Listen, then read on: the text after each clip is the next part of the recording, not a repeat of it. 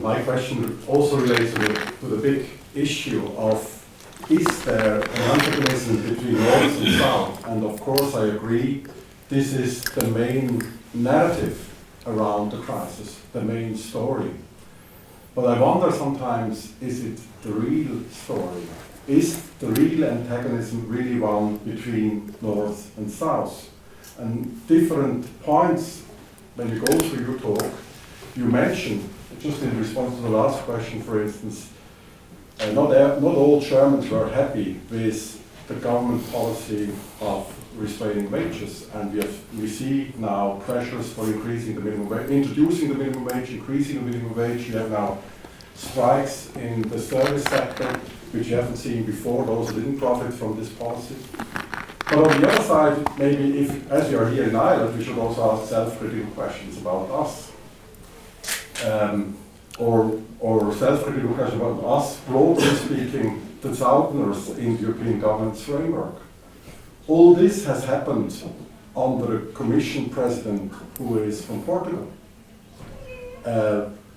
It has happened also in a situation where one of the leading officials in DG ECFIN is an Irish fellow economist, who is now the General Secretary of DG ECFIN.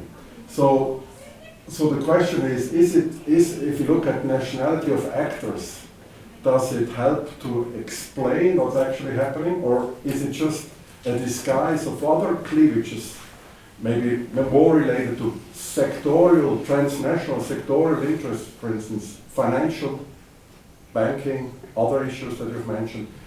So can we understand Euro crisis through the national lens, or should we have an analysis, a political economic analysis that takes much more serious the transnational linkages and the sectorial interests that transcend national boundaries?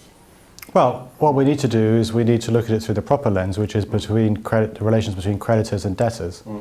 And initially, and those cleavages exist, as I said in my talk, both within countries and across countries, and initially those cleavages were primarily between private actors.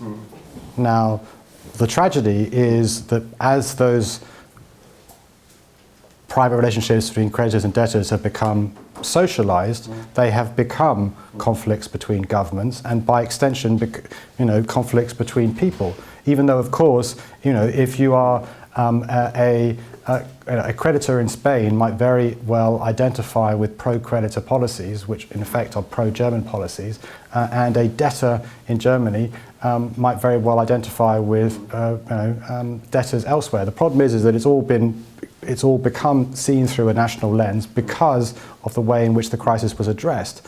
And since then, all the nationalist rhetoric which has followed on from that, where the Germans shouting that the Greeks are living off our money and that kind of stuff, which has followed on. So I agree with you. It's a false perspective for understanding what really happened. What really happened is bad lending by banks and other investors, leading to an asset price bubble which burst.